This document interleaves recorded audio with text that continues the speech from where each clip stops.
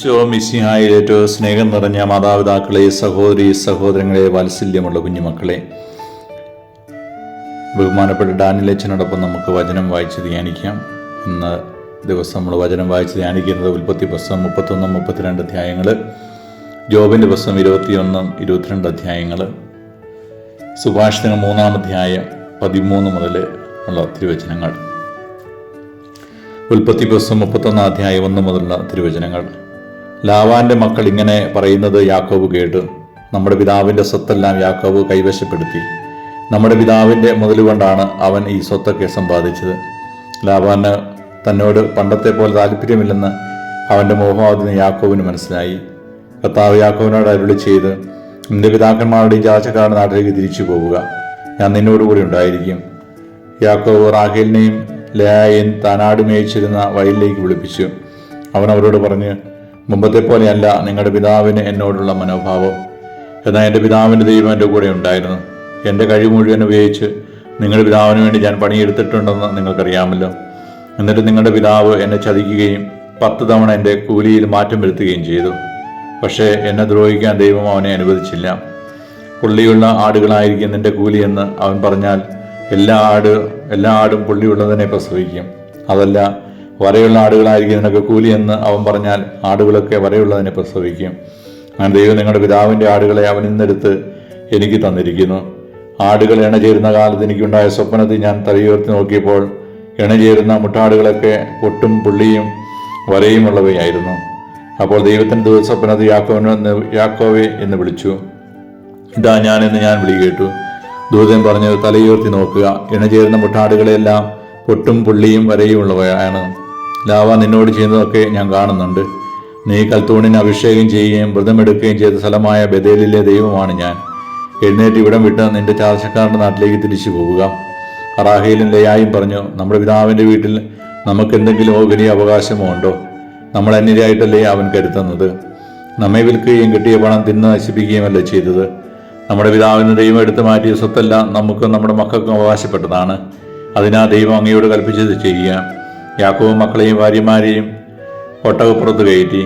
അവർ കാലികളെയും ആടുമാടുകളെയും തെളിച്ചുകൊണ്ട് പാദാരാമിൽ വെച്ച് സമ്പാദിച്ച സകല സ്വത്തുക്കളുമായി കാനാദേശത്ത് തൻ്റെ പിതാവായ ഇസ്ഹാക്കിൻ്റെ അടുത്തേക്ക് പുറപ്പെട്ടു. ലാവാൻ ആടുകളുടെ രോമം വെട്ടാൻ പോയിരിക്കുകയായിരുന്നു. റാഹേൽ തൻ്റെ പിതാവിൻ്റെ കുലദേവന്മാരുടെ വിഗ്രഹങ്ങളെല്ലാം കട്ടെടുത്തു. അരമായനായ ലാബാനെ യാക്കോബ് കബളിപ്പിച്ച് സ്ഥലം വിട്ടുപോകാൻ ഉദ്ദേശിക്കുന്ന ആരും അവനെ അറിയിച്ചില്ല. തനിക്കുള്ളതെല്ലാം എടുത്തുകൊണ്ടാണ് അവൻ സ്ഥലം വിട്ടത്. അവൻ നദി കടന്ന് വനപ്രദേശമായ ഗിലെയാദിന് നേരെ തിരിഞ്ഞു. യാക്കോബ് ഒളിച്ചുപോയ കാര്യം 3-ാം ദിവസമാണ് ലാബാൻ അറിഞ്ഞത്. തൻ്റെ സഹോദരന്മാരെയും കൂട്ടി ലാബാൻ 7 ദിവസം യാക്കോബിനെ പിന്തുടർന്ന് മലമ്പ്രദേശമായ ഗിലെയാദിൽ വെച്ച് അവൻ്റെ അടുക്കൽ എത്തിച്ചേർന്നു. ആ ദൈവം രാത്രി സ്വപ്നത്തിൽ പ്രതീക്ഷപ്പെട്ട് അരമായനായ ലാബാനോട് പറഞ്ഞു, നല്ലതോ ചീത്തയായ ഒരു വാക്കുപോലെ യാക്കോബിനോട് പറയാതിരിക്കാൻ സൂക്ഷിച്ചു കൊള്ളുക. യാക്കോബ് മലമ്പ്രദേശത്ത് കൂടാരമടിച്ചിരിക്കെ ലാബാൻ അവൻ്റെ മുമ്പിൽ കടന്നു. തൻ്റെ ചാർച്ചക്കാരും മുതൽ ലാബാനും ഗിലെയാദിലെ മലമ്പ്രദേശത്ത് കൂടാരം അടിച്ചു. ലാബാൻ യാക്കോബിനോട് ചോദിച്ചു, നീ എന്താണ് ഈ ചെയ്തത്? എന്നെ കബളിപ്പിച്ച് വാളാൽ നേടിയ തടവുകാരെ പോലെ എൻ്റെ പെൺമക്കളെ കൊണ്ടുപോകുന്നത് എന്തുകൊണ്ട്? എന്നെ കബളിപ്പിച്ച് എന്നോട് പറയാതെ ഒളിച്ചോടി എന്തിനാണ്? ഞാൻ ആഹ്ലാദത്തോടെ പാട്ടുപാടി കിന്നരവും വീണയും വായിച്ച് നിങ്ങളെ യാത്രയാക്കുമായിരുന്നല്ലോ. എനിക്ക് എൻ്റെ പുത്രന്മാരെയും പുത്രിമാരെയും ചുംബിക്കുന്നതിന് അവസരം തരഞ്ഞതെന്ത്? നീ ബുദ്ധിശൂന്യമായിട്ടാണ് പ്രവർത്തിച്ചത്. നിന്നെ ഉപദ്രവിക്കാൻ എനിക്ക് കഴിയും. എന്നാൽ നല്ലതോ ചീത്തയായി യാതൊന്നും യാക്കോബിനോട് പറയാതിരിക്കാൻ സൂക്ഷിക്കുകയെന്ന് നിങ്ങളുടെ പിതാവിൻ്റെ ദൈവം കഴിഞ്ഞ രാത്രി എന്നോട് പറഞ്ഞു. പിതാവിൻ്റെ വീട്ടിലെത്താനുള്ള തീവ്രമായ ആഗ്രഹം കൊണ്ടാണ് നീ പോകുന്നതെങ്കിൽ എൻ്റെ കുലദേവന്മാരെ കട്ടെടുത്തത് എന്തിന്? യാക്കോബ് അവനോട് പറഞ്ഞു, അങ്ങയുടെ പുത്രിമാരെ അങ്ങ് ബലം പ്രയോഗിച്ച് എന്നിൽ നിന്ന് പിടിച്ചെടുക്കുമെന്ന് ഞാൻ ഭയപ്പെട്ടു. അങ്ങയുടെ ദേവന്മാർ ആരുടെ കയ്യിൽ കാണുന്നതോ അയാൾ മരിക്കട്ടെ. അങ്ങയുടെ എന്തെങ്കിലും ഞാൻ എൻ്റെ കൈവശമുണ്ടെങ്കിൽ നമ്മുടെ സഹോദരങ്ങളെ സാക്ഷി നിർത്തി തിരിച്ചെടുത്തുകൊള്ളുക. റാഹേദേവന്മാരെ മോഷ്ടിച്ചവരെ യാക്കോബ് അറിഞ്ഞിരുന്നില്ല. രാമൻ യാക്കോബിൻ്റെയും ലേയായുടെയും 2 പരിചാരികളുടെയും കൂടാരങ്ങളിൽ പരിശോധിച്ചു. അവ അവിടെയെങ്ങും കണ്ടില്ല. ലേയായുടെ കൂടാരത്തിൽ നിന്ന് പുറത്തു കടന്ന് അവൻ റാഹേലിൻ്റെ കൂടാരത്തിലേക്ക് ചെന്നു. റാഹേൽ വിഗ്രഹങ്ങളെടുത്ത് ഒരു ഒട്ടക പണ്ടത്തിൽ ഒളിച്ച് അതിന്മേൽ കയറിയിരുന്നു. കൂടാരത്തിലെല്ലാം തിരിഞ്ഞിട്ടും അവനൊന്നും കണ്ടെത്തിയില്ല. റാഹേൽ പിതാവിനോട് പറഞ്ഞു, അങ്ങയുടെ മുമ്പിൽ എനിക്ക് എഴുന്നേൽക്കുവാൻ കഴിയാത്തതിൽ അങ്ങ് കോപിക്കരുതേ. എനിക്കിപ്പോൾ മാസമറിയാണ്. അവൻ തിരിഞ്ഞെങ്കിലും വിഗ്രഹങ്ങൾ കണ്ടെത്തിയില്ല. അപ്പോൾ രോഷാകുലനായ യാക്കോബ് ലാബാനോട് കയർത്തു. അവൻ ചോദിച്ചു, എൻ്റെ പേരിലുള്ള കുറ്റം എന്താണ്? ഇത്ര ആവശ്യത്തോടെ എൻ്റെ പിന്നാലെ പാഞ്ഞു വരുവാൻ എന്ത് തെറ്റാണ് ഞാൻ ചെയ്തത്? എൻ്റെ സാധനങ്ങളൊക്കെ പരിശോധിച്ചില്ലേ? അങ്ങയുടെ വീട്ടുപകളിൽ എന്താണ് അതിൽ കണ്ടെത്തിയത്? അങ്ങയുടെ എൻ്റെ സഹോദരങ്ങളുടെയും മുൻപിൽ അവയൊക്കെ നിരത്തിവെക്കുക. അവർ വിധി പറയട്ടെ. 20 കൊല്ലം ഞാൻ അങ്ങയുടെ കൂടെയായിരുന്നു. അങ്ങയുടെ ചെമ്മരിയാടുകൾക്കും കോലാടുകൾക്കും ഗർഭചിത്തനം സംഭവിച്ചിട്ടില്ല. അങ്ങയുടെ മുട്ടാടുകളെ ഞാൻ കൊന്നു തിന്നിട്ടില്ല. കാട്ടുമൃഗങ്ങൾ കടിച്ചു കീറിയവയെ ഞാൻ അങ്ങയുടെ അടുത്ത് കൊണ്ടുവന്നിട്ടില്ല. ആ നഷ്ടം ഞാൻ തന്നെ സഹിച്ചു. രാത്രിയിലോ പകലോ കളവ് പോയവയ്ക്കും അങ്ങയിൽ നിന്ന് നഷ്ടപരിഹാരം ഈടാക്കിയിരുന്നു. അതായിരുന്നു എൻ്റെ സ്ഥിതി. പകൽ ചൂടും രാത്രി തണുപ്പും എന്നെ കാർന്നു തിന്നു. ഉറക്കം എൻ്റെ കണ്ണുകളിൽ നിന്ന് ഓടിയകന്നു.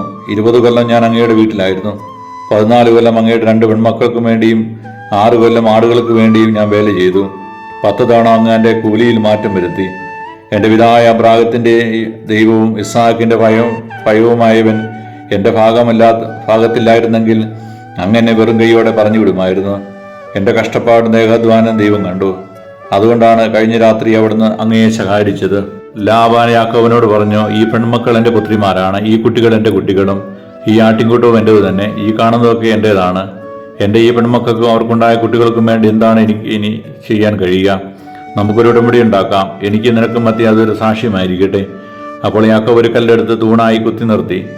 കല്ല് പിറക്കി കൂട്ടുക. യാക്കോബ് തൻ്റെ ചാർച്ചക്കാരോട് പറഞ്ഞു. അവർ കല്ലെടുത്ത് ഒരു കുമ്പാരം കൂട്ടി. ആ കുമ്പാരത്തിന്മേലിരുന്ന് ഭക്ഷണം കഴിച്ചു. ലാബാൻ അതിനെ യോഗർസഹ ദൂത്ത എന്ന് വിളിച്ചു. യാക്കോബ് അതിനെ ഗലേദെന്നും. ഈ കൽക്കുമ്പാരം എനിക്ക് നിനക്കും മധ്യസാക്ഷ്യമായിരിക്കുമെന്ന് ലാബാൻ പറഞ്ഞു. അതുകൊണ്ടാണ് ഗലേദ് എന്ന് അതിന് പേര് ലഭിച്ചത്. തൂണിന് മിസ്പ എന്ന് പേരിട്ടു. കാരണം ലാബാൻ പറഞ്ഞു, നാം പരസ്പരം പിരിഞ്ഞിരിക്കുമ്പോൾ കർത്താവ് എനിക്ക് നിനക്ക് മധ്യേ കാവലായിരിക്കട്ടെ. എൻ്റെ പുത്രിമാരോട് നീ അപമര്യാദയായി പെരുമാറുകയോ എൻ്റെ പുത്രിമാർക്ക് പുറമെ നീ ഭാര്യമാരെ സ്വീകരിക്കുകയോ ചെയ്താൽ ആരും നമ്മുടെ കൂടെയില്ലെങ്കിലും ദൈവം നമുക്ക് മധ്യ സാക്ഷിയാണെന്ന് ഓർക്കുക. ലാബാൻ യാക്കോബിനോട് പറഞ്ഞു, എനിക്ക് നിനക്ക് മധ്യേ ഞാൻ ഉയർത്തിയിരിക്കുന്ന ഈ തൂണും കൽക്കുമ്പാരവും കാണുക. നിന്നെ ഉപദ്രവിക്കാൻ ഈ കുമ്പാരത്തിന് അപ്പുറത്തേക്ക് ഞാനും, എന്നെ ഉപദ്രവിക്കാൻ ഈ കുമ്പാരത്തിന് തൂണിനും ഇപ്പുറത്തേക്ക് നീയും കടക്കയില്ലെന്നതിന് ഈ കുമ്പാരവും തൂണും സാക്ഷിയായിരിക്കട്ടെ. അബ്രാഹത്തിൻ്റെയും യാങ്കോറിൻ്റെയും അവരുടെ പിതാവിൻ്റെയും ദൈവം നമുക്ക് മധ്യം വിധിയാളാനായിരിക്കട്ടെ. യാക്കോബ് തന്റെ പിതാവായ ഇസ്ഹാക്ക് ഭയപ്പെട്ടിരുന്ന ദൈവത്തിന്റെ നാമത്തിൽ സത്യം ചെയ്തു. മലമോടി യാക്കോബ് ബലിയർപ്പിക്കുകയും അപ്പം ഭക്ഷിക്കാൻ തന്റെ ചാർച്ചക്കാരെ ക്ഷണിക്കുകയും ചെയ്തു. അവർ അപ്പം ഭക്ഷിച്ച് രാത്രി മുഴുവൻ മലമുകളിൽ കഴിച്ചുകൂട്ടി. ലാബാൻ അതിരാവിലെ എഴുന്നേറ്റ് തന്റെ മക്കളുടെ മക്കളെയും ചുംബിക്കുകയും അനുഗ്രഹിക്കുകയും ചെയ്തിട്ട് വീട്ടിലേക്ക് മടങ്ങി. ഉൽപ്പത്തിയുടെ പുസ്തകം 32-ാം അധ്യായം 1 മുതലുള്ള തിരുവചനങ്ങൾ. യാക്കോബ് യാത്ര തുടർന്ന് ദൈവത്തിന്റെ ദൂതന്മാർ വഴിക്ക് വെച്ച് അവനെ കണ്ടുമുട്ടി. അവരെ കണ്ടപ്പോൾ അവൻ പറഞ്ഞു, ഇത് ദൈവത്തിന്റെ സൈന്യമാണ്. ആ സ്ഥലത്തിന് അവൻ മഹാനായിം എന്ന് പേരിട്ടു. യാക്കോബ് ഏതോ നാട്ടിൽ സെയിൻ ദേശത്ത് പാർത്തിരുന്ന സഹോദരനായ ഏസാവിന്റെ അടുത്തേക്ക് തനിക്ക് മുൻപേ ദൂതന്മാരെ അയച്ചു. അവൻ അവരെ ചുമതലപ്പെടുത്തി.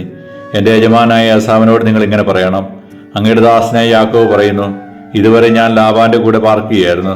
എനിക്ക് ആളുകളും കഴുതുകളും ആടുകളും വേലക്കാരികളുമുണ്ട്. അങ്ങേക്ക് എന്നോട് ദയ തോന്നണം. അതിനാണ് ഞാൻ അങ്ങയുടെ അടുത്ത് ആളയച്ചു പറയുന്നത്. ദൂതന്മാർ തിരിച്ചു വന്ന് യാക്കോബിനോട് പറഞ്ഞു, ഞങ്ങൾ അങ്ങയുടെ സഹോദരനായ ഏസാവിന്റെ അടുക്കൽ ചെന്നു. അവൻ 400 ആടുകളുടെ അകമ്പടിയോടെ അങ്ങയെ കാണാൻ വരുന്നുണ്ട്. യാക്കോബ് വളരെയധികം ഭയപ്പെട്ട് അസ്വസ്ഥനായി. തന്റെ കൂടെ ഉണ്ടായിരുന്ന ആളുകളെയും ആടുമാടുകളെയും ഒട്ടകങ്ങളെയും എല്ലാം അവൻ 2 ഗണമായി തിരിച്ചു. ഏസാവ് വന്നൊരു ഗണത്തെ നശിപ്പിക്കുന്ന വശം മറ്റേ ഗണത്തിന് ഓടി രക്ഷപ്പെടാമല്ലോ എന്നവൻ ചിന്തിച്ചു. അവനിങ്ങനെ പ്രാർത്ഥിച്ചു, എൻ്റെ പിതാവക്കന്മാരായ അബ്രാഹത്തിന്റെ ഇസ്ഹാക്കിന്റെ ദൈവമേ, നിന്റെ നാട്ടിലേക്കും നിന്റെ ചാർച്ചക്കാരുടെ അടുത്തേക്കും തിരികെ പോവുക. ഞാൻ നിനക്ക് നന്മ ചെയ്യും എന്ന് അരുളി ചെയ്ത കർത്താവേ, അങ്ങ് ഈ ദാസനോട് കാണിച്ച കാരണത്തിന് വിശ്വസ്തതയ്ക്ക് ഞാൻ ഒട്ടും അർഹനല്ല. കേവലം ഒരു വടിയുമായിട്ടാണ് ഞാൻ യോർദാൻ കടന്നത്. ഇപ്പോഴത്തെ ഞാൻ ഒരു 2 ഗണമായി വർദ്ധിച്ചിരിക്കുന്നു. എൻ്റെ സഹോദരനായ ഏസാവിന്റെ കയ്യിൽ നിന്ന് എന്നെ രക്ഷിക്കണമെന്ന് ഞാൻ അങ്ങയോട് പ്രാർത്ഥിക്കുന്നു. അവൻ വന്ന് എന്നെയും കുഞ്ഞുങ്ങളെയും അമ്മമാരെയും നശിപ്പിച്ചേക്കുമെന്ന് ഞാൻ ഭയപ്പെടുന്നു. നിനക്ക് നന്മ ചെയ്ത് നിന്റെ സന്തതികളെ കടൽ തീരത്തെ മണത്തരി പോലെ എണ്ണാനാവാത്ത വിധം വർദ്ധിപ്പിക്കുമെന്ന് അവിടെ അരുളി ചെയ്തിട്ടുണ്ടല്ലോ. അന്ന് രാത്രി അവൻ അവിടെ താവളം അടിച്ചു. തന്റെ പക്കലുള്ളവയിൽ നിന്ന് അവൻ സഹോദരനായ ഏസാവിന് ഒരു സമ്മാനമൊരുക്കി. 200 പെൺകോലാടും 20 ആൺകോലാടും, 200 പെണ്ണാടും 20 മുട്ടാടും, കറവയുള്ള 30 ഒട്ടകം, അവയുടെ കിടാക്കൾ, 40 പശു, 10 കാള, 20 പെൺകഴുത, 10 ആൺകഴുത എന്നിവയെ അവൻ മാറ്റി നിർത്തി. ഈ ഓരോ കൂട്ടത്തെയും വേറെ വേറെ തന്റെ ഭൃത്യന്മാരെ ഏൽപ്പിച്ചിട്ട് യാക്കോബ് അവരോട് പറഞ്ഞു, എനിക്ക് മുൻപേ പോവുക. കൂട്ടങ്ങൾ തമ്മിൽ അല്പം അകലമുണ്ടായിരിക്കണം. ഏറ്റവും മുൻപേ പോയവനെ അവൻ ചുമതലപ്പെടുത്തി, എൻ്റെ സഹോദരൻ ഏസാവ് നിങ്ങളെ കണ്ടുമുട്ടുമ്പോൾ നിങ്ങൾ ആരുടെ ആളുകളാണ്, നിങ്ങളെവിടെ പോകുന്നു, ഇതൊക്കെ ആരുടേതാണെന്ന് ചോദിക്കും. നിങ്ങൾ ഇപ്രകാരം മറുപടി പറയണം, ഇവ അങ്ങയുടെ ദാസനായ യാക്കോബിൻ്റെതാണ്. യജമാനായ ഏസാവിനുള്ള ഉപകാരമാണിത്. അവൻ ഞങ്ങളുടെ പിന്നാലെയുണ്ട്. രണ്ടാമനെയും മൂന്നാമനെയും കൂട്ടങ്ങളെ നടത്തിയിരുന്ന എല്ലാവരെയും അവൻ ഇതുതന്നെ പറഞ്ഞേൽപ്പിച്ചു. ഏസാവിനെ കാണുമ്പോൾ നിങ്ങളെല്ലാവരും ഇത് തന്നെ പറയണം, അങ്ങയുടെ ദാസനായ യാക്കോബ് തൊട്ടുപുറകെയുണ്ട് എന്നും പറയണം. അവൻ ഇപ്രകാരം ചിന്തിച്ചു, ഞാൻ മുൻകൂട്ടി അയച്ചിരിക്കുന്ന സമ്മാനം കൊണ്ട് എനിക്ക് അവനെ പ്രീതിപ്പെടുത്താനാവും. അത് കഴിഞ്ഞ് ഞാൻ അവനെ നേരിൽ കാണും, അവൻ എന്നെ സ്വീകരിച്ചേക്കും. അതിനാൽ സമ്മാനം മുൻകൂട്ടി അയച്ചിട്ട് അവൻ അന്ന് രാത്രി കൂടാരത്തിൽ തങ്ങി. ആ രാത്രി തന്നെ യാക്കോബ് തന്റെ 2 ഭാര്യമാരെയും 2 പരിചാരികമാരെയും 11 മക്കളെയും കൂട്ടിക്കൊണ്ട് യാക്കോബ് എന്ന കടവ് കടന്നു. അവരെ അവൻ പുഴയ്ക്കരികെ കടത്തിവിട്ടു. തന്റെ സമ്പാദ്യം മുഴുവൻ അക്കരെ എത്തിച്ചു. യാക്കോബ് മാത്രം ഇക്കരെ നിന്നു. അവിടെ വെച്ച് ഒരാൾ നേരം പുലരുന്നതുവരെ അവനുമായി മൽപ്പിടുത്തം നടത്തി. കീഴടക്കാൻ സാധ്യമല്ലെന്ന് കണ്ടപ്പോൾ അവൻ യാക്കോബിന്റെ അരക്കെട്ടിൽ തട്ടി. മൽപ്പിടുത്തത്തിനിടെ യാക്കോബിന്റെ തുട അരക്കെട്ടിൽ നിന്ന് തെറ്റി. അവൻ പറഞ്ഞു, നേരം പുലരുകയാണ്, ഞാൻ പോകട്ടെ. യാക്കോബ് മറുപടി പറഞ്ഞു, എന്നെ അനുഗ്രഹിച്ചിട്ടില്ല അല്ലാതെ അങ്ങയെ ഞാൻ വിടുകയില്ല. അവൻ ചോദിച്ചു, നിന്റെ പേരെന്താണ്? യാക്കോബ്. അവൻ മറുപടി പറഞ്ഞു. അപ്പോൾ അവൻ പറഞ്ഞു, ഇനിമേൽ നീ യാക്കോബ് എന്നല്ല ഇസ്രായേൽ എന്ന് വിളിക്കപ്പെടും, കാരണം ദൈവത്തോടും മനുഷ്യരോട് നീ മല്ലിട്ട് ജയിച്ചിരിക്കുന്നു. യാക്കോബ് അവനോട് പറഞ്ഞു, അങ്ങയുടെ പേരെന്നോട് പറയണമെന്ന് ഞാൻ അപേക്ഷിക്കുന്നു. എന്തിനാണ് എൻ്റെ പേരറിയുന്നത്? അവൻ ചോദിച്ചു. അവിടെ വച്ച് അവൻ യാക്കോബിനെ അനുഗ്രഹിച്ചു. ദൈവത്തെ ഞാൻ മുഖത്തോട് മുഖം കണ്ടു, എന്നിട്ട് ഞാൻ ജീവനോടെ ഇരിക്കുന്നല്ലോ എന്ന് പറഞ്ഞുകൊണ്ട് യാക്കോബ് ആ സ്ഥലത്തിന് പെനുവേൽ എന്ന് പേരിട്ടു. അവൻ പെനുവേൽ കടന്നപ്പോഴേക്കും സൂര്യൻ ഉദിച്ചു. ഉളുക്ക് നിമിത്തം അവൻ ഞൊണ്ടുന്നുണ്ടായിരുന്നു. അവിടുന്ന് യാക്കോബിന്റെ അരക്കെട്ട് തട്ടിയതുകൊണ്ട് തുടയും അരയും തമ്മിൽ ബന്ധിപ്പിക്കുന്ന സ്നായു ഇസ്രായേൽക്കാർ ഇന്നും ഭക്ഷിക്കാറില്ല. ിന്റെ പുസ്തകം 21-ാം അധ്യായം 1 മുതലുള്ള തിരുവചനങ്ങൾ. ജോബ് പറഞ്ഞു, എനിക്ക് എൻ്റെ വാക്ക് ശ്രദ്ധിച്ച് കേൾക്കുവിൻ. നിങ്ങൾ എനിക്ക് തരുന്ന ഏറ്റവും വലിയ സമാശ്വാസം അതായിരിക്കട്ടെ. അല്പം സംസാരിക്കാൻ എന്നെ അനുവദിക്കൂ. ഞാൻ പറഞ്ഞു കഴിഞ്ഞിട്ട് നിങ്ങൾക്ക് പരിഹാസം തുടരാം. എൻ്റെ ആവലാതി മനുഷ്യനെതിരെയായിട്ടാണോ? എങ്ങനെ ഞാൻ അക്ഷമനാകാതിരിക്കും? എന്നെ നോക്കി നിങ്ങൾ സംഭീതരാകുവിൻ. കൈകൊണ്ട് വായി പുത്തുവിൻ. അതേപ്പറ്റി ചിന്തിക്കുമ്പോൾ ഞാൻ ഞെട്ടിപ്പോകുന്നു. എൻ്റെ ശരീരം വിറകൊള്ളുന്നു. ദുഷ്ടന്മാർ ജീവിച്ചിരിക്കുന്ന എന്തുകൊണ്ട്? വാർദ്ധക്യം പ്രാപിക്കുകയും ശക്തരാവുകയും ചെയ്യുന്ന എന്തുകൊണ്ട്? സന്തതി പരമ്പരകൾ അഭിവൃദ്ധിപ്പെടുന്നത് കാണാൻ അവർ ജീവിച്ചിരിക്കുന്നു. അവരുടെ ഭവനങ്ങൾ ഭയമറിയാതെ സുരക്ഷിതമായിരിക്കുന്നു. ദൈവത്തിൻ്റെ ശിക്ഷാദണ്ഡ് അവരുടെ മേൽ പതിച്ചിട്ടില്ല. അവരുടെ കാളുകൾ പാഴാകാതെ ഇണചേരുകയും അവരുടെ പശുക്കൾ അലസിപ്പോകാതെ പ്രസവിക്കുകയും ചെയ്യുന്നു. അവ തങ്ങളുടെ മക്കളെ ആട്ടിൻപറ്റത്തെ എന്ന പോലെ പുറത്തേക്ക് അയക്കുന്നു. അവർ സ്വല്ലാസം നൃത്തം ചെയ്യുന്നു. അവർ വീണയും തമ്പുരവും വീട്ടി പാടുകയും കുഴിനാദത്തിൽ ആഹ്ലാദിക്കുകയും ചെയ്യുന്നു. അവർ ഐശ്വര്യത്തോടെ ദിനങ്ങൾ കഴിക്കുന്നു. സമാധാനത്തോടെ അവർ പാതാളത്തിലേക്ക് ഇറങ്ങുന്നു. അവർ ദൈവത്തോട് പറയുന്നു, ഞങ്ങളെ വിട്ടു പോവുക. അങ്ങയുടെ മാർഗങ്ങൾ അറിയാൻ ഞങ്ങൾ ആഗ്രഹിക്കുന്നില്ല. ഞങ്ങൾ സർവശക്തനെ സേവിക്കാൻ അവൻ ആരാണ്? അവനോട് പ്രാർത്ഥിക്കുന്നത് എന്തുകൊണ്ട്? എന്ത് പ്രയോജനം? അവരുടെ ഐശ്വര്യം അവർക്ക് അധീനമല്ലേ? ദുഷ്ടന്റെ ആലോചന എനിക്ക് സ്വീകാര്യമല്ല. ദുഷ്ടരുടെ ദീപങ്ങൾ അണച്ചു കളയുന്നത് എത്ര സാധാരണം. അവർക്ക് വിനാശം വരുന്നതും ദൈവം തന്റെ കോപത്തിൽ അവരുടെ മേൽ വേദന അയക്കുന്നതും അവരെ കാറ്റിലെ വൈക്കോൽ പോലെയും കൊടുങ്കാറ്റിലെ പതിരു പോലെയും പറത്തുന്നതും എത്ര സാധാരണം. ദൈവം അവരുടെ അകൃത്യങ്ങൾ അവരുടെ സന്താനങ്ങൾക്ക് വേണ്ടി കരുതി വയ്ക്കുന്നു എന്ന് നിങ്ങൾ പറയുന്നു. അവർ അറിയുന്നതിന് അവിടുന്ന് അവർക്ക് തന്നെ പ്രതിഫലം നൽകിയിരുന്നെങ്കിൽ അവരുടെ നാശം അവരുടെ കണ്ണുകൾ തന്നെ ദർശിക്കട്ടെ. സർവശക്തന്റെ ക്രോധത്തിൽ നിന്ന് അവർ പാനം ചെയ്യട്ടെ. ആയുസ് ഒടുങ്ങിക്കഴിഞ്ഞിട്ട് തങ്ങൾക്ക് ശേഷം ഭവനത്തിന് എന്ത് സംഭവിക്കുമെന്ന് അവർ ആകുലരാകുമോ? ഉന്നതത്തിലുള്ളവരെ പോലും വിധിക്കുന്ന ദൈവത്തിന് ബുദ്ധി ഉപദേശിക്കാൻ ആർക്ക് കഴിയും? ഐശ്വര്യപൂർണനായ ക്ലേശരഹിതനായ സുരക്ഷിതനായ ഒരുവൻ മരിക്കുന്നു. അവന്റെ ശരീരം മേധസ്സുറ്റതും മജ്ജ ആയുവുള്ളതുമാണ്. ഒരിക്കലും സുഖം ആസ്വദിക്കാതെ മറ്റൊരുവൻ അസ്വസ്ഥനായി മരിക്കുന്നു. ഇരുവരും ഒന്നുപോലെ പൊടിയിൽ കിടക്കുന്നു. പുഴു അവരെ പൊതിയുന്നു. നിങ്ങളുടെ ആലോചനകളും എന്നെ ദ്രോഹിക്കാനുള്ള പദ്ധതികളും ഞാൻ അറിയുന്നു. നിങ്ങൾ പറയുന്നത്, പ്രഭുവിന്റെ കൊട്ടാരം എവിടെ? ദുഷ്ടൻ അധിവസിച്ചിരുന്ന കൂടാരം എവിടെ? നിങ്ങൾ വഴിപോക്കനോട് ചോദിച്ചറിഞ്ഞിട്ടില്ലേ? ദുഷ്ടൻ വിനാശത്തിന്റെ ദിനങ്ങളിൽ അതിൽ നിന്ന് ഒഴിവാക്കപ്പെടുന്നു. ക്രോധത്തിന്റെ നാളുകളിൽ അവൻ രക്ഷിക്കപ്പെടുന്നു എന്ന അവരുടെ സാക്ഷി നിങ്ങൾ സ്വീകരിച്ചിട്ടില്ലേ? അവന്റെ മാർഗങ്ങളെ ആർ കുറ്റപ്പെടുത്തും? അവന്റെ മുഖത്ത് നോക്കി അവന്റെ പ്രവൃത്തികൾക്ക് ആർ അവനോട് പകരം ചോദിക്കും?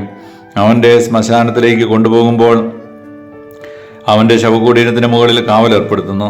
താഴ്വരയിലെ മൺകട്ട അവന് പ്രിയങ്കരമായിരിക്കും. എല്ലാവരും അവനെ അനുയാത്ര ചെയ്യുന്നു. അവന് മുൻപേ പോയവരും അസംഖ്യമാണ്. അർത്ഥശൂന്യമായ വാക്കുകൊണ്ട് നിങ്ങൾ എന്നെ ആശ്വസിപ്പിക്കുന്ന എങ്ങനെ? നിങ്ങളുടെ മറുപടി കപടമാണ്. പുസ്തകം 22-ാം അധ്യായം 1 മുതലുള്ള തിരുവചനങ്ങൾ. തേമാന്യനായ എലിഫാസ് പറഞ്ഞു, ദൈവത്തിന് മനുഷ്യനെ കൊണ്ട് എന്ത് ഉപകാരം? ഒരു ജ്ഞാനിയായതുകൊണ്ട് പ്രയോജനം അവന് തന്നെ. നീ നീതിമാനായിരിക്കുന്നത് കൊണ്ട് സർവശക്തിന് നേട്ടമുണ്ടോ? നിന്റെ മാർഗ്ഗം കുറ്റമറ്റതെങ്കിൽ അവിടത്തേക്ക് എന്തെങ്കിലും ലാഭമുണ്ടോ? നിന്റെ ഭക്തി നിമിത്തമാണോ അവിടെ നിന്നെ ശാസിക്കുകയും നിന്റെ മേൽ ന്യായവിധി നടത്തുകയും ചെയ്യുന്നത്? നിന്റെ ദുഷ്ടത വലുതല്ലേ? നിന്റെ അകൃത്യങ്ങൾക്ക് എതിരില്ല. നീ സഹോദരനിൽ നിന്ന് അകാരണമായി പണം ഈടാക്കി. വസ്ത്രം ഊരിയെടുത്ത് നീ അവരെ നഗ്നരാക്കി. ക്ഷീണിച്ചവന് നീ ദാഹജലം നൽകിയില്ല. വിശക്കുന്നവന്റെ അപ്പം പിടിച്ചു വയ്ക്കുകയും ചെയ്തു. ബലവാൻ ഭൂമി കൈവശപ്പെടുത്തുകയും സമ്പന്നൻ അവിടെ പാർക്കുകയും ചെയ്തു. വിധവകളെ നീ വെറും കൈയോടെ പറഞ്ഞയച്ചു. അനാഥരുടെ ഭുജങ്ങൾ തകർക്കുകയും ചെയ്തു. അതുകൊണ്ട് നിന്നെ കെണികൾ വലയം ചെയ്തിരിക്കുന്നു. ഷിഫ്രീതി നിന്നെ കീഴ്പ്പെടുത്തിയിരിക്കുന്നു. നിനക്ക് കാണാൻ കഴിയാത്ത വിധം നിന്റെ പ്രകാശം അന്ധകാരമായിരിക്കുന്നു. പെരുവെള്ളം നിന്നെ മൂടിയിരിക്കുന്നു. ദൈവം ആകാശങ്ങൾ ഉന്നതനല്ലേ? ഏറ്റവും ഉയരത്തിലെ നക്ഷത്രങ്ങളെ നോക്കുക, അവ എത്ര ഉയരത്തിലാണ്. അതിനാ നീ പറയുന്നു, ദൈവം എന്തറിയുന്നു? കൂരിട്ട് അവിടത്തേക്ക് വിധിക്കുവാൻ കഴിയുമോ? കാണാൻ സാധിക്കാത്ത വിധം കനത്ത മേഘങ്ങൾ അവിടുത്തെ വലയം ചെയ്തിരിക്കുന്നു. ആകാശവിധാനത്തിൽ അവിടെ സഞ്ചരിക്കുകയും ചെയ്യുന്നു. ദുഷ്ടന്മാർ സഞ്ചരിച്ച പഴയ മാർഗങ്ങൾ നീ ഉറച്ചു നിൽക്കുമോ? കാലം തികയുന്നതിന് മുമ്പേ അവർ അപഹരിക്കപ്പെട്ടു. അവരുടെ അടിസ്ഥാനം ഒഴുകിപ്പോയി. അവർ ദൈവത്തോട് പറഞ്ഞു, ഞങ്ങളെ വിട്ടകന്നു പോവുക. സർവശക്തി ഞങ്ങളോട് എന്ത് ചെയ്യാൻ കഴിയും? എന്നിട്ട് അവിടുന്ന് അവരുടെ ഭവനങ്ങളെ നന്മകൾ കൊണ്ട് നിറച്ചു. എന്നാൽ ദുഷ്ടന്റെ ആലോചന എന്നിൽ നിന്ന് അകലെയാണ്. നീതിമാന്മാർ അവരുടെ അവസാനം കണ്ട് സന്തോഷിക്കുന്നു. നിഷ്കളങ്കർ അവരെ നോക്കി പരിഹസിച്ച് പറയുന്നു, തീർച്ചയായും ഞങ്ങളുടെ ശത്രുക്കൾ പിഴുതെറിയപ്പെട്ടിരിക്കുന്നു. അവർ അവശേഷിപ്പിച്ചത് അഗ്നിക്കിരയാവുകയും ചെയ്തു. ദൈവവുമായി രമ്യതയിലായി സമാധാനത്തിൽ കഴിയുക. അപ്പോൾ നിനക്ക് നന്മ വരും. അവിടുത്തെ അദ്ദേഹങ്ങളിൽ നിന്ന് ഉപദേശം സ്വീകരിക്കുക. അവിടുത്തെ വാക്കുകൾ നിന്റെ ഹൃദയത്തിൽ സൂക്ഷിക്കുക. സർവശക്തിന്റെ സന്നിധിയിലേക്ക് തിരിച്ചു വരികയും നിന്നെ തന്നെ എളിമപ്പെടുത്തുകയും ചെയ്യുമെങ്കിൽ, നിന്റെ കൂടാരത്തിൽ നിന്ന് അനീതിയെ നീ അകറ്റിക്കളയുമെങ്കിൽ, സ്വർണത്തെ പൊടിയിലും ഓഫീർ പൊന്നിനെ നദീതീരത്തിലെ കല്ലുകൾക്കിടയിലും എറിയുമെങ്കിൽ, സർവശക്തനക്ക് സ്വർണവും വിലപിടിച്ച വെള്ളിയുമാകുമെങ്കിൽ, നീ സർവശക്തനെ ആനന്ദിക്കുകയും ദൈവത്തിന്റെ നേരെ മുഖമുയർത്തുകയും ചെയ്യും. നീ അവിടത്തോട് പ്രാർത്ഥിക്കുകയും അവിടെ ശ്രവിക്കുകയും ചെയ്യും. നിന്റെ നേർച്ച നീ നിറവേറ്റു. നീ തീരുമാനിക്കുന്ന കാര്യം നിനക്ക് സാധിച്ചു കിട്ടും. നിന്റെ പാതക പ്രകാശിതമാകും. എന്തെന്നാൽ ദൈവം അഹങ്കാരിയെ താഴ്ത്തുകയും എളിയവനെ രക്ഷിക്കുകയും ചെയ്യും. നിരപരാധനെ അവിടുന്ന് രക്ഷിക്കുന്നു. നിന്റെ കരങ്ങളുടെ നൈമല്യം മൂലം നീ രക്ഷിക്കപ്പെടും. 3-ാം അധ്യായം 13 മുതലുള്ള തിരുവചനങ്ങൾ. ജ്ഞാനം നേടുന്നവനും അറിവ് ലഭിക്കുന്നവനും ഭാഗ്യവാനാണ്. എന്തെന്നാൽ അതുകൊണ്ടുള്ള നേട്ടം വെള്ളിയെയും സ്വർണത്തെയും കാൾ ശ്രേഷ്ഠമാണ്. അവളുടെ രക്തങ്ങളെക്കാൾ അമൂല്യമാണ്. നിങ്ങൾ കാക്ഷിക്കുന്നതൊന്നും അവൾക്ക് തുല്യമല്ല. അവളുടെ വലത്ത് കൈയിൽ ദീർഘായുസ്സും ഇടത്ത് കൈയിൽ സമ്പത്തും ബഹുമതി സ്ഥിതി ചെയ്യുന്നു. അവളുടെ മാർഗങ്ങൾ പ്രസന്നവും സമാധാനപൂർണ്ണവുമാണ്. അവളെ കൈവശപ്പെടുത്തുന്നവർക്ക് അവൾ ജീവന്റെ വൃക്ഷമാണ്. അവളെ മുറുകെ പിടിക്കുന്നവർ സന്തുഷ്ടരെന്ന് വിളിക്കപ്പെടുന്നു. കർത്താവ് ജ്ഞാനത്താൽ ഭൂമിയെ സ്ഥാപിച്ചു, വിജ്ഞാനത്താൽ ആകാശത്തെ ഉറപ്പിച്ചു. അവിടുത്തെ വിജ്ഞാനത്താൽ സമുദ്രങ്ങൾ പൊട്ടിപ്പുറപ്പെട്ടു. മേഘങ്ങൾ മഞ്ഞു പൊഴിക്കുന്നു. മകനെ, അന്യന്യമായ ജ്ഞാനവും വിവേചനശക്തിയും പുലർത്തുക. അവൻ നിന്റെ ദൃഷ്ടിയിൽ നിന്ന് മാഞ്ഞു പോകാതിരിക്കട്ടെ. അവൻ നിന്റെ ആത്മാവിന് ജീവനും കണ്ടത്തിന് ആവരണവുമായിരിക്കും. അങ്ങനെ നീ നിന്റെ വഴിയിൽ സുരക്ഷിതനായി നടക്കും. നിന്റെ കാലിടറുകയില്ല. നീ നിർഭയനായിരിക്കും. നിനക്ക് സുഖനിദ്ര ലഭിക്കുകയും ചെയ്യും. നമ്മുടെ കർത്താവായ മിശിഹായ്ക്ക് സ്തുതി.